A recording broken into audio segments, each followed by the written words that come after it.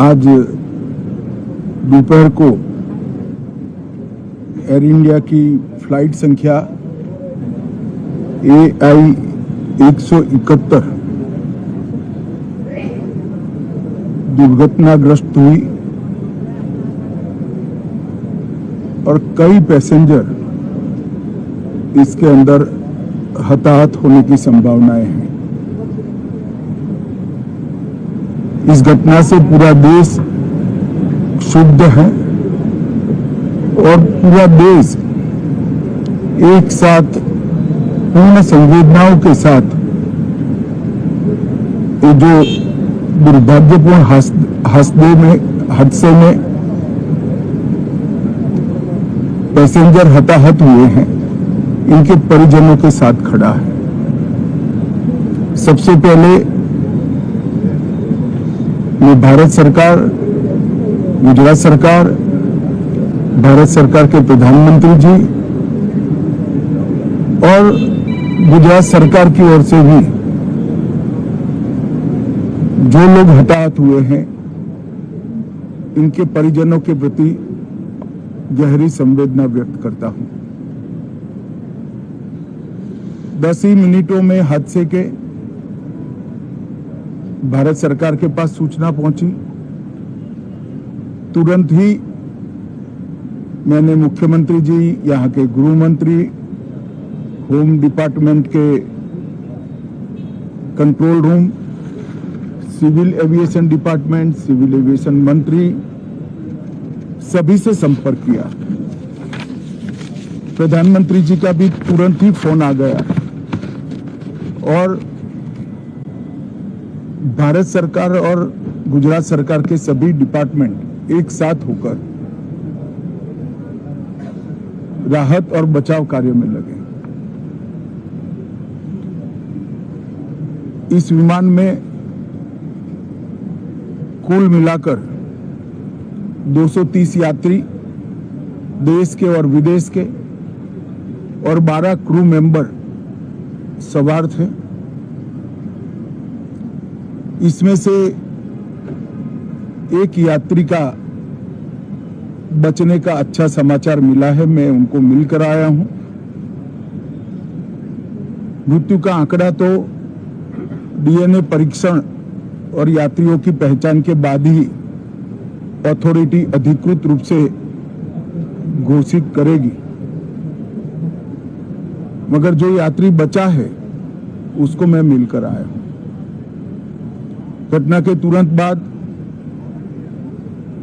गुजरात सरकार ने बहुत त्वरा से डिजास्टर मैनेजमेंट की सारी इकाइयों को अलर्ट करते हुए, चाहे हेल्थ डिपार्टमेंट हो, चाहे फायर ब्रिगेड हो, चाहे पुलिस विभाग हो, भारत सरकार की भी CAPF को संपर्क कर सभी ने एक साथ मिलकर राहत और बचाव का कार्य चालू किया।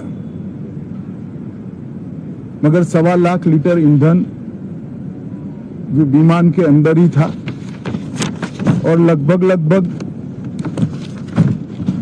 गर्मी, तापमान इतना ऊंचा हो गया कि किसी को बचाने की मौका ही नहीं मिला।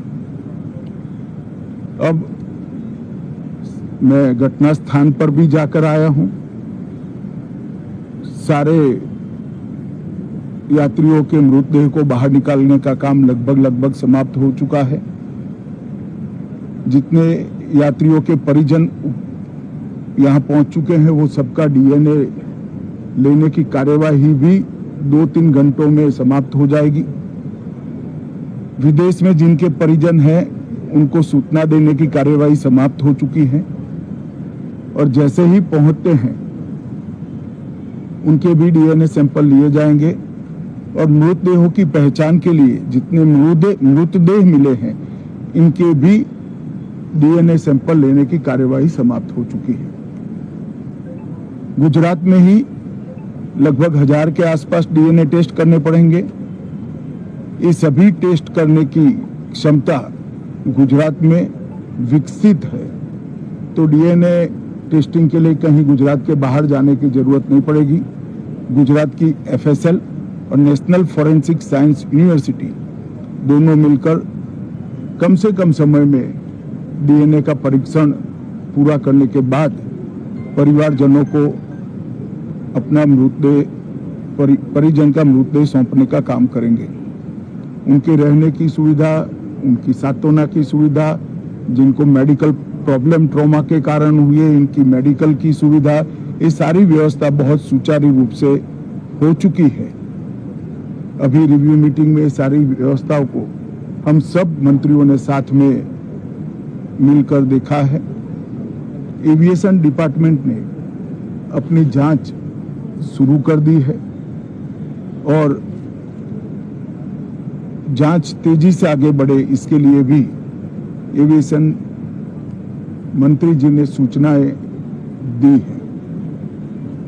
मैं फिर से एक बार राहत काम में जिन जिन एजेंसियों ने त्वरा के साथ बचाव और राहत का काम किया वो सभी का धन्यवाद करना चाहता हूं और फिर से एक बार जिन्होंने अपने परिजनों को गंवाया है, हताहत हुए हैं, वो सभी को मनपूर्वक संवेदनाएं व्यक्त करता हूं। मैं एक बात जरूर कहना चाहता हूं कि ये एक्सीडेंट है, एक्सीडेंट को कोई रोक नहीं सकता, परंतु 365 दिन 24 घंटा इस तरह की घटना के लिए प्रशासन का जो अलर्टनेस है उसकी कसौटी उसी वक्त होती है जब ऐसी घटनाएं होती है।